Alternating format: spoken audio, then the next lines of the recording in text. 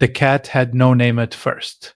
He had appeared on the back porch of Simone Hatcher's rental house in early spring, thin and deliberate, and after 3 weeks of leaving dry food out, she had accepted that he was staying. Her daughter Wren, who was 22 months old and had opinions about everything, called him Ro. Whether that meant anything or was simply the sound she made was unclear. The name stuck. Ro was not an affectionate cat. He did not sit on laps. He did not follow Simone from room to room. What he did was occupy specific positions in the house with the consistency of a guard rotation. The kitchen windowsill from dawn to mid morning, the armchair by the front door from noon to 3, and the floor in front of the sliding glass door every single evening.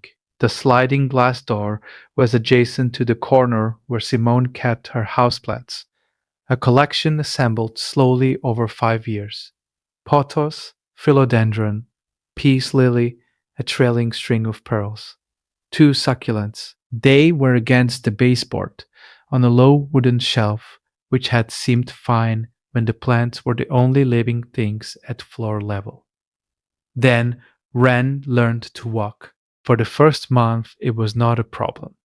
Wren was interested in everything equally, and her attention moved fast enough that the plant shelf was simply one of 30 things she investigated and abandoned. By month 2, she had developed a specific interest in the trailing pothos and had begun making directed approaches.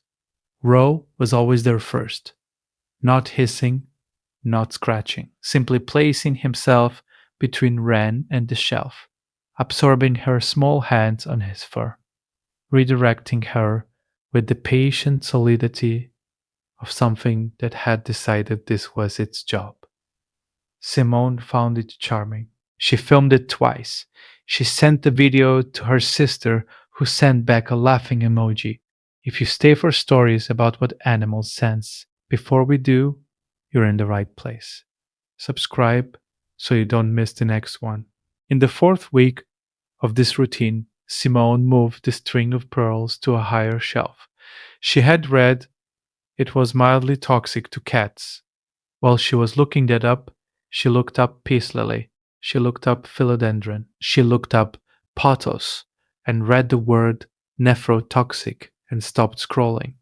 She walked to the plant shelf. She read the label she had never read on the peace lily. She looked up the philodendron by its full botanical name and found words like oral irritation and excessive drooling and vomiting and difficulty swallowing and for significant ingestion in a toddler. More than that, the peace lily came down. The philodendron came down. She went through every plant on the shelf against a toxicity list. 3 of them went out the back door that afternoon. The pothos she had been filming Wren reaching for, the one Ro had been blocking for 4 weeks, was on the list under oxalate crystals, burning, swelling, in an infant or toddler, potentially airway affecting. Simone stood in the kitchen for a while after she moved the last plant. Ro was on the floor by the empty shelf. He sniffed the baseboard where the pots had been, walked a slow circle, and lay down.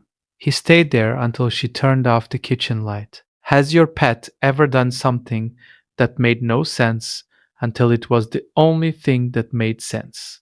Tell us in the comments. These stories deserve to be heard. She does not know if Ro smelled something she couldn't. She doesn't know if the behavior was instinctive or coincidental or something else entirely. What she knows is that for 4 weeks, every time her 22-month-old daughter moved toward a shelf of toxic plants, a cat with no training and no apparent motive placed himself in the way. Every guardian deserves to be recognized, even the ones who never asked for anything in return. If stories like this matter to you, subscribe so you never miss the next one. She still has Ro. He still sleeps by the sliding glass door. The shelf is empty now, except for 2 succulents that cleared the toxicity list on both species. Some evenings, Wren sits next to him on the floor, and they look out at the yard together, Wren narrating the birds in her language, Ro listening with his ears forward. The next story features the dog who refused to let a family leave the house one morning, and what the fire department found when they arrived an hour later.